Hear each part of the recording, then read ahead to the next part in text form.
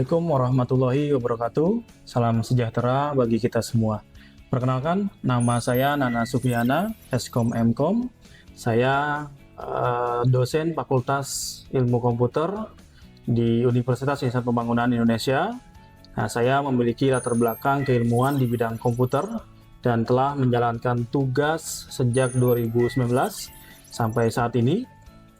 Dalam kesempatan ini, saya mengikuti proses sertifikasi dosen tahun 2025 sebagai bentuk komitmen saya untuk terus meningkatkan kualitas pengajaran, penelitian, dan juga pengabdian kepada masyarakat.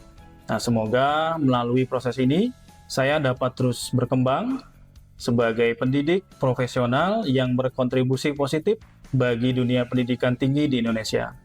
Nah, kemudian saya akan memaparkan salah satu mata kuliah yang saya ampu di tahun akademik 2024-2025, yaitu Java Web Programming.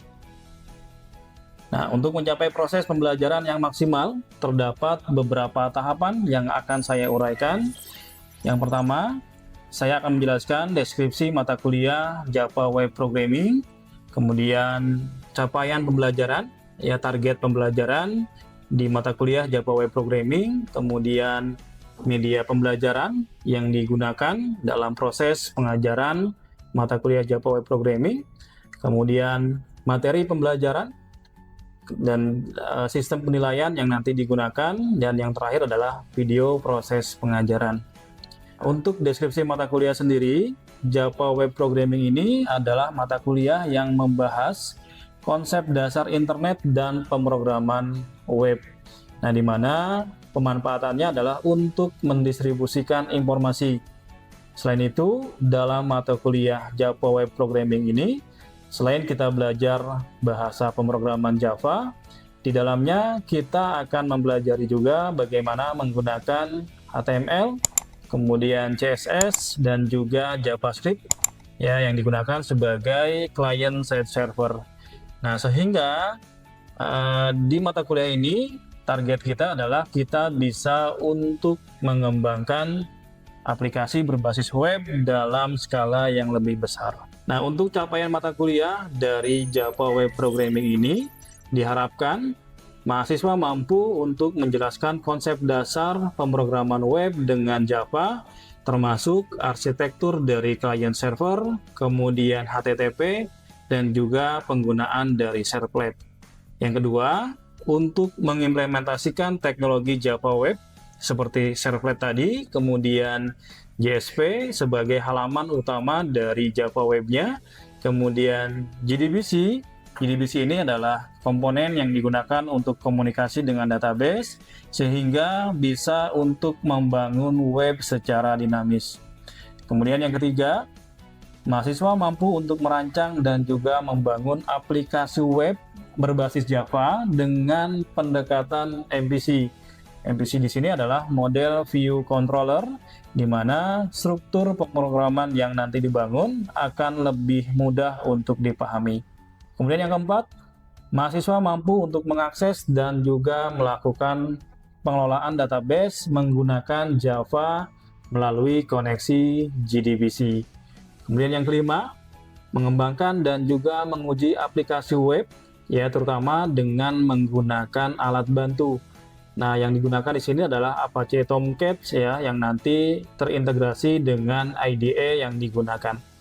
Dan yang terakhir, capaian yang diharapkan dari mata kuliah Java ini adalah untuk mendokumentasikan dan juga mempresentasikan hasil pengembangan aplikasi web secara profesional.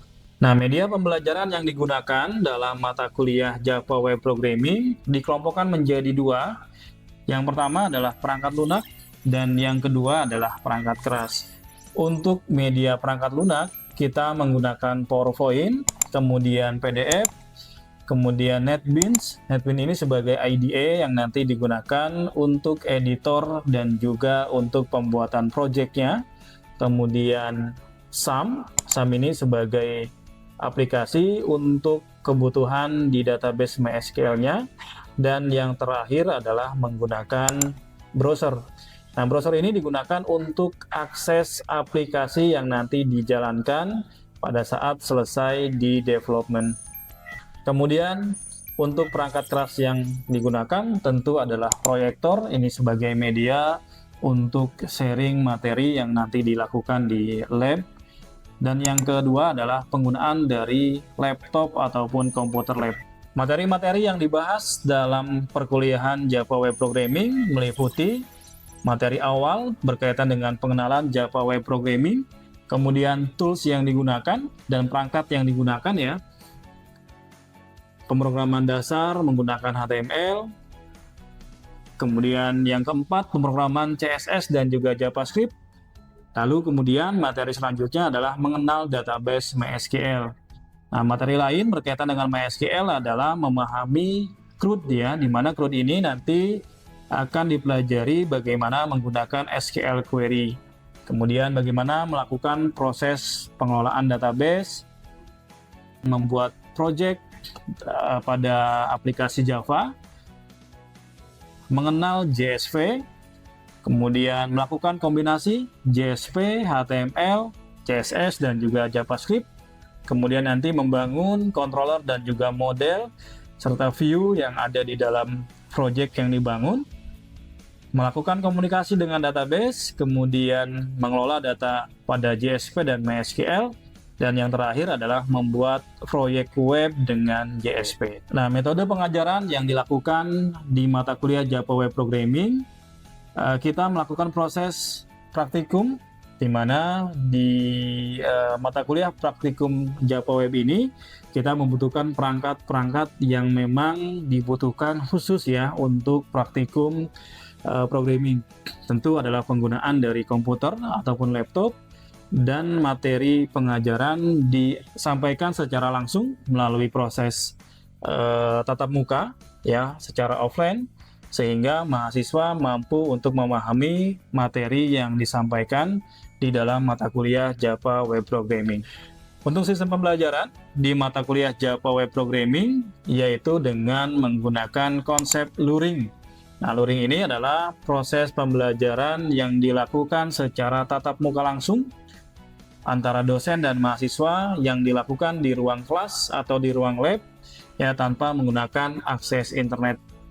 Untuk sistem penilaian di mata kuliah Java Web Programming ada 5 komponen. Yang pertama adalah komponen etika. Untuk etika, nilai presentasinya adalah 10%. Kemudian absensi ini 15%. Kemudian tugas, baik tugas individu, tugas kelompok, dan tugas praktikum, nilainya 20%. Kemudian pelaksanaan UTS 25%, dan yang terakhir adalah pelaksanaan UAS. Nah, untuk UAS presentasinya adalah 30%. Jadi 5 komponen nilai ini yang digunakan sebagai dasar dalam proses penilaian di mata kuliah Java Web Programming. Kemudian yang terakhir, untuk tahapan yang terakhir adalah tahapan untuk video pembelajaran di mata kuliah Java Web Programming. Silakan untuk disaksikan berkaitan dengan video pembelajaran Java Web Programming. Oke, malam semuanya. Oke, kita ketemu lagi untuk hari ini ya. Sebelum kita melanjutkan pembelajaran pada malam hari ini, saya minta untuk kita berdoa bersama-sama ya. Untuk perwakilan mahasiswa, saya minta Mas Ubay untuk memimpin doa. Silakan Mas Ubay. Rekan-rekan, sebelum kita mulai acara perkuliahan pada malam hari ini, marilah kita berdoa sesuai dengan agama dan keyakinan masing-masing. Berdoa dimulai.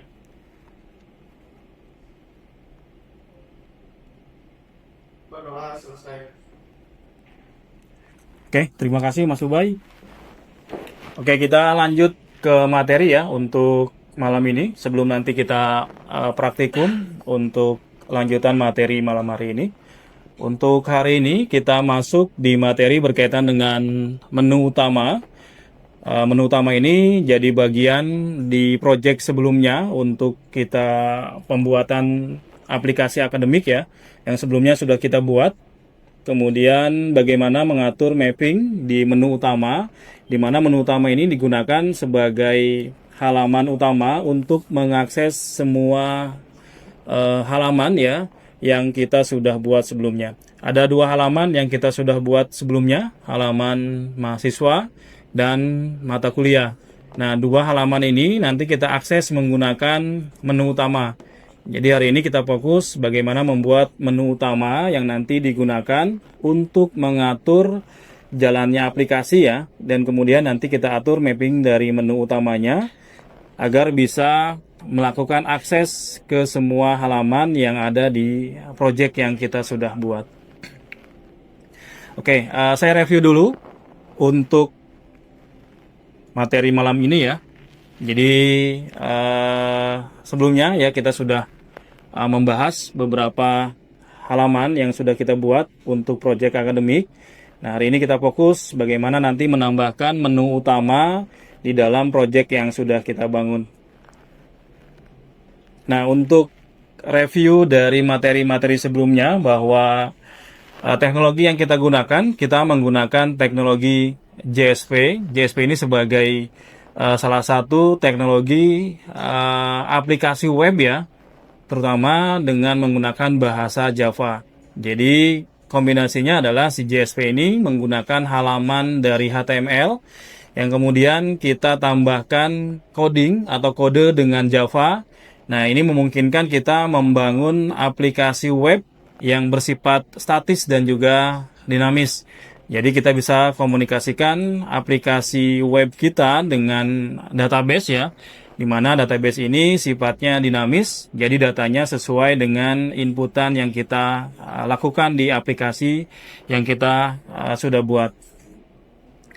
Nah, secara arsitektur, JSP ini sebetulnya sebuah aplikasi web yang menggunakan web server sebagai media utama untuk menjalankan aplikasi. Nah, jadi kita sebagai klien di sini akan melakukan proses request ya. Request ini bisa terhubung dengan jaringan internet, bisa juga menggunakan jaringan lokal ya, atau akses lokal host. Nah, di mana dengan bantuan dari internet ini kita bisa melakukan akses aplikasi kita yang ditempatkan di web server yang kemudian nanti akan mengirimkan respon ke kita sebagai klien. Nah, kita bisa tambahkan komunikasi dengan database ya, seperti ini. Di mana database digunakan untuk media penyimpanan data sehingga nanti di aplikasi kita bisa menyimpan data-data yang kita butuhkan ya, yang kemudian kita bisa kelola digunakan untuk kebutuhan aplikasi kita. Nah, secara detailnya bagaimana arsitektur JSP ini dibangun? Jadi dia menggunakan JSP Engine. Ini yang disediakan oleh Java, yang kemudian dari engine ini kita bisa melakukan beberapa proses ya. Mulai dari proses mapping untuk membaca file JSP-nya, kemudian bisa juga dilakukan untuk proses komunikasi dengan database, ya. Kemudian bisa juga kita gunakan untuk mengirimkan respon ke sisi klien. Nah, dia memiliki 3 lapisan. Lapisan pertama adalah lapisan klien ya. Ini sebagai lapisan paling luar. Di klien ini, posisinya kita sebagai pengguna melakukan akses ke halaman dari web browser yang kita gunakan. Nah, kemudian dari akses tadi, kita akan dibawa ke server web.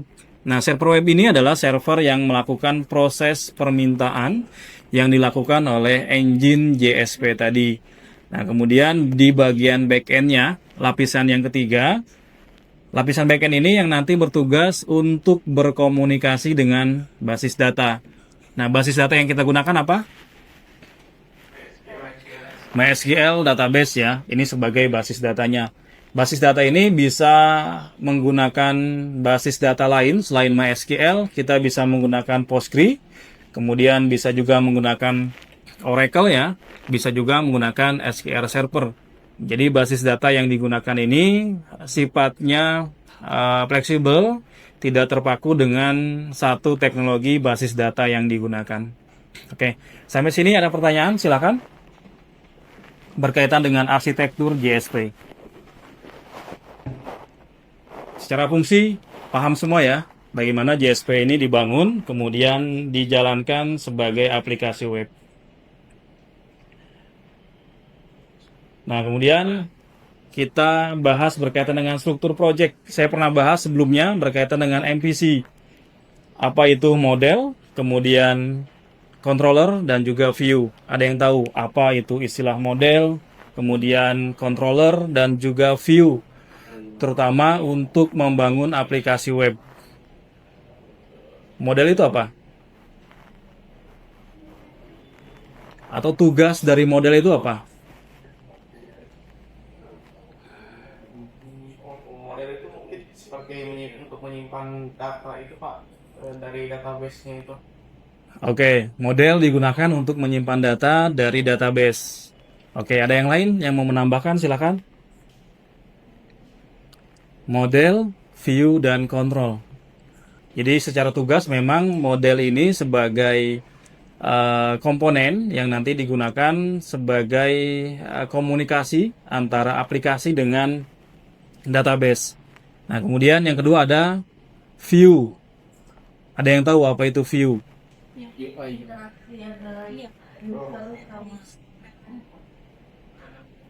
itu seperti tampilan itu Pak. Oke. Oke. View sebagai tampilan yang dilihat oleh user yang menghubungkan pengguna dengan aplikasi ya. Oke, kemudian controller. Kita sudah buat controller. Apa sih controller itu? Fungsinya apa? Oke, betul. Jadi controller ini sebagai penghubung ya, atau jembatan yang menghubungkan antara model dan view. Nah, jadi satu kesatuan kita kenal dengan istilah MVC. Nah, jadi MVC ini memang sekarang banyak digunakan untuk membangun aplikasi ya, terutama aplikasi yang berbasis web. Dengan MVC memungkinkan kita untuk lebih mudah dalam menjalankan sebuah proyek ya, atau membuat sebuah proyek aplikasi, bukan hanya untuk Java, tapi hampir beberapa bahasa pemrograman, hampir semua ya bahasa pemrograman itu sudah mendukung untuk aplikasi dengan struktur MVC. Nah, keuntungan yang bisa didapat tentu adalah dari sisi struktur aplikasi yang tertata lebih rapi ya, kemudian lebih mudah untuk dipahami juga, sehingga ketika terjadi perubahan dari struktur coding ataupun penambahan fitur, kita bisa dengan mudah melakukan proses pengembangan ya dengan struktur yang sudah memiliki pola MVC.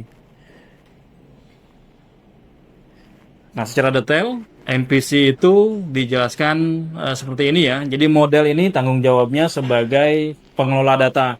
Dia yang interaksi dengan database. View yang bertanggung jawab untuk menampilkan data atau sebagai user interface-nya ya. Dan controller ini sebagai jembatan antara model dan view. Nah, kita lanjut untuk materi hari ini. Nah, kita akan membuat menu utama. Minggu lalu ada beberapa pertanyaan ya dari mahasiswa bagaimana melakukan akses untuk dua halaman yang berbeda. Kita punya halaman mahasiswa dan halaman mata kuliah ya. Karena pada saat kita jalankan proyek, yang pertama kali dijalankan adalah file index JSP ya. Karena dia sebagai file utama yang dijalankan oleh aplikasi Java-nya atau si JSP-nya. Nah, salah satu cara untuk bisa melakukan akses ke lebih dari satu halaman, kita buatkan menu utama. Jadi menu utama ini fungsinya adalah untuk melakukan proses mapping ya antara satu file ke page yang lainnya, sehingga memudahkan kita sebagai pengguna untuk melakukan akses ke lebih dari satu file.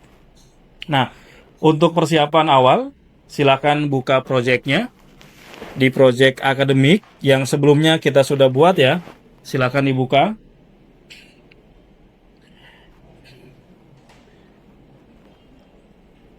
Ini project yang sudah saya tambahkan menu utamanya.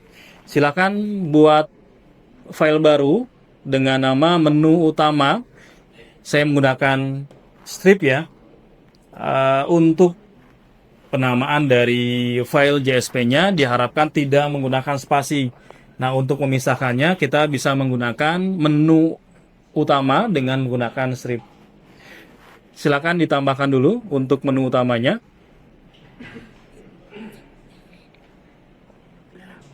Prosesnya sama ya. Kita tambahkan di bagian folder utama, di bagian web page dari project kita. Kemudian beri nama menu utama.jsp. Nah, di file ini jangan lupa untuk pilih yang kategorinya adalah JSP. Java Server Flag ya. Ini. Namanya adalah menu utama. Namanya boleh bebas sebetulnya. Misalkan kita mau buat dengan nama menu, boleh, silakan. Atau misalkan kita mau buat dengan nama menu utama tanpa menggunakan strip, itu boleh. Jadi penamaan dari file JSP ini boleh bebas, tetapi diharapkan tidak menggunakan spasi, tidak menggunakan karakter unik ya. Gunakan penamaan yang lebih sederhana. Kalau sudah, tinggal klik finish, nanti dia terbentuk satu file baru dengan nama menu utama JSP.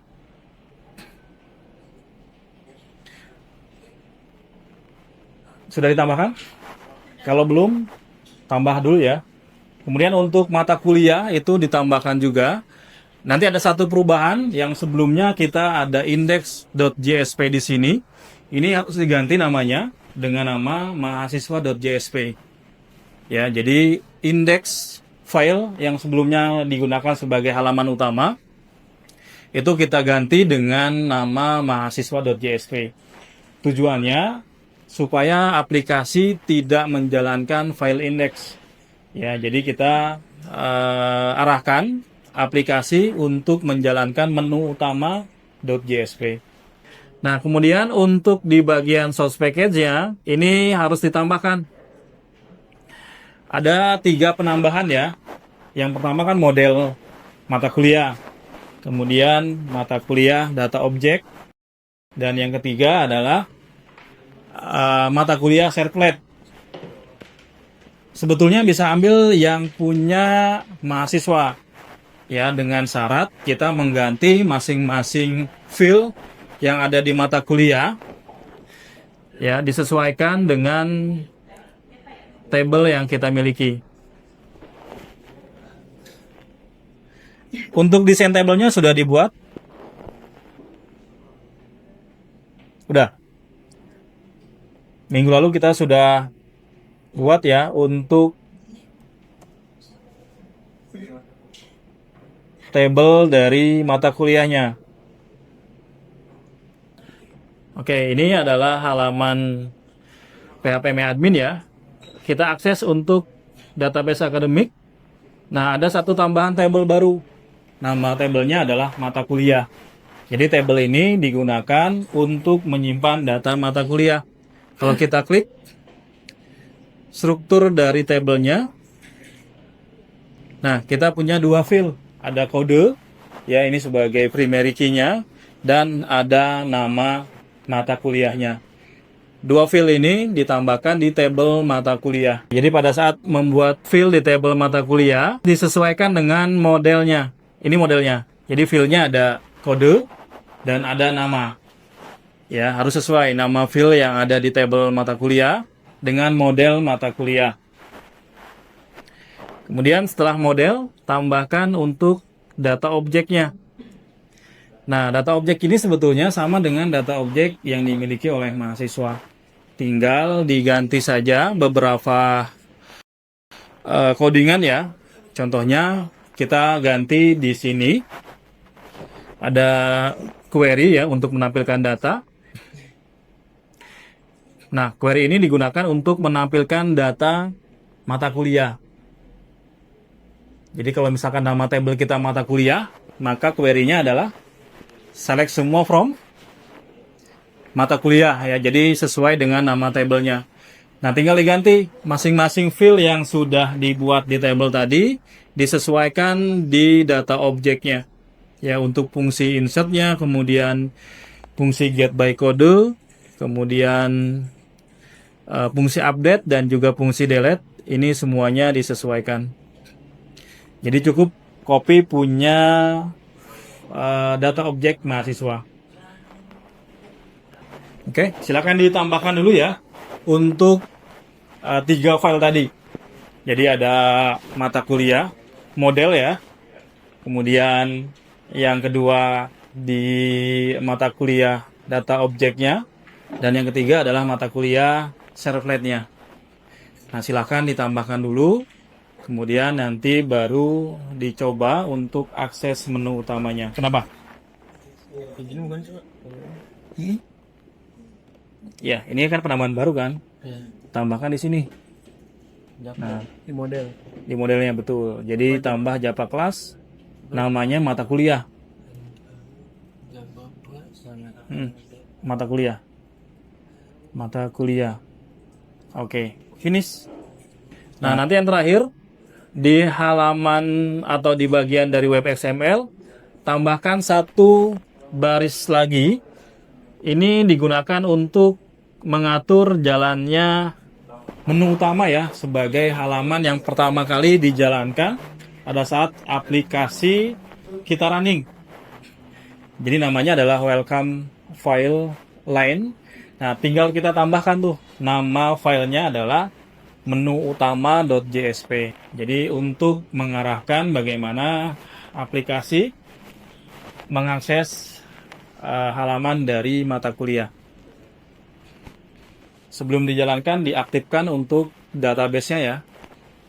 Karena dia sudah langsung terkoneksi dengan database MySQL yang kita gunakan. Jadi diaktifkan terlebih dahulu, kemudian baru di running. Oke, coba running. Nah, coba akses. Mahasiswa, back lagi, akses yang mata kuliah. Nah, itu masih harus dicek tuh. Mata kuliah itu nama filenya mata kuliah JSP. Ini arahin dari sini. Mata kuliah servlet. Mata kuliah. Mana? Insert ini list. Nah, ini. Namanya mata kuliah JSP. Jadi harus sama. Oke, jalanin ulang. Mata kuliah. Oke. Udah. Ya. Bits XML itu untuk apa ya, Pak? Mana? Untuk apa ada tambahan itu yang di atas word XML ya, Pak? Ya, itu komponen yang dimiliki oleh si Java Servlet Tag-nya punya NetBeans. Itu otomatis ditambahkan ya ketika kita bangun aplikasi Java Web ya. Ini nggak harus diganti sebetulnya. Jadi ini akan dihiraukan oleh si aplikasi. Jadi yang kita jalankan hanya web XML-nya saja. Jadi untuk menu utama itu diatur di bagian paling bawah ya.